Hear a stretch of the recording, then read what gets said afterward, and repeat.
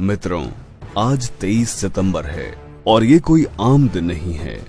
आज ही के दिन करीब 101 साल पहले भारत के राजपूत रणबांकुरों ने इजराइल को आजाद कराया था।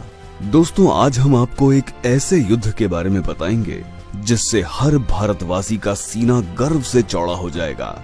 ये युद्ध कोई आम युद्ध नहीं था।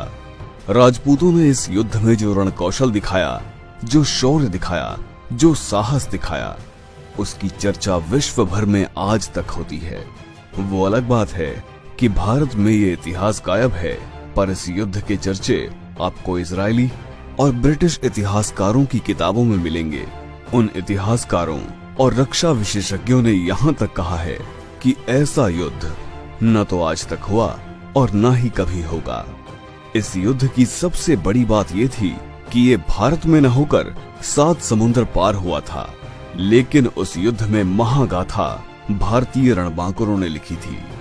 इस युद्ध की सबसे अद्भुत बात ये थी कि जहां हाइफा पर पहले से कब्जा जमाए हुए ऑटोमन सेना के पास मशीन गन, तोपों जैसे हथियार थे और भारत के राजपूतों के पास सिर्फ उनके वफादार घोड़े और तलवारें थीं।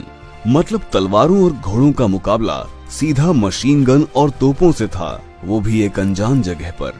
बात प्रथम विश्व युद्ध की है, जब 7 समुद्र पार आज के इजराइल देश पर ऑटोमन सेना का कब्जा था।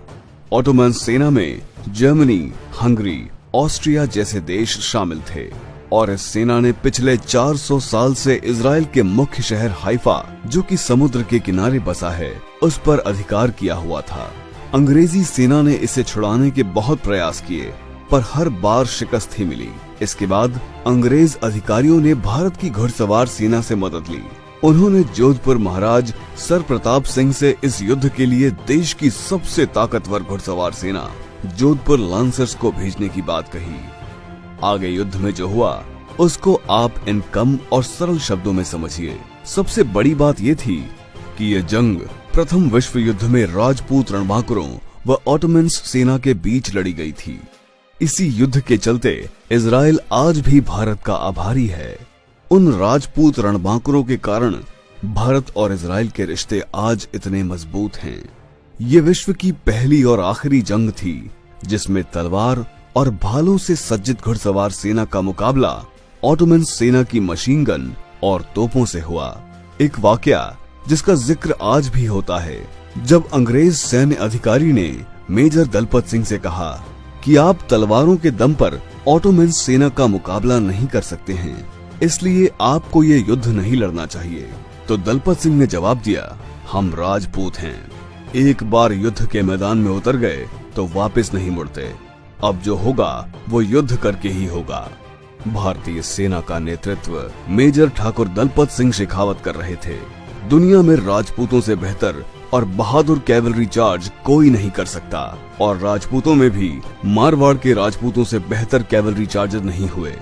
ये संयोग ही है कि दुनिया के आखिरी सफल और बहादुर कैवलरी चार्ज भी इसी मारवाड़ के सबसे एलीट जोधपुर लांसर्स के नाम है। मैसूर लांसर्स सहयोगात्मक रोल में थे।